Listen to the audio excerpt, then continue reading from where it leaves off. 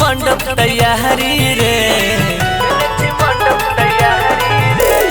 भोरे से आई सुनै रे भाई केने मंडप तैयारी रे सुने रे भाई देखी ना आई सुने रे भाई देखी ना आई एते लक्ष्मी माई रे सुने रे भाई देखी ना आई एते लक्ष्मी माई रे रिकॉर्डिंग बाय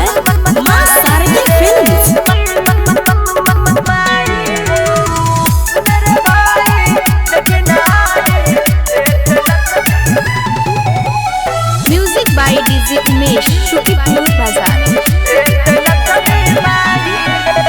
ओकरे चरण में पैसा रुपैया मैया के महिमा से भारी वह चलाबै दुनिया जहान रहबो करे आभारी ओकरे चरण में पैसा रुपैया मैया के महिमा से भारी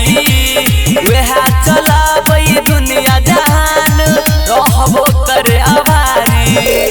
हुका लोली के टाइम भगेले जेबै खेला बहरिया रे सुने रे भाई देखी ना आई एते लक्ष्मी माई रे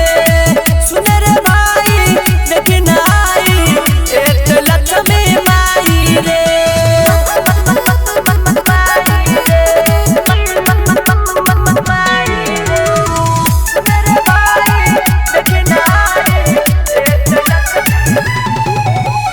music by DJ Umesh Shukipur बाजार।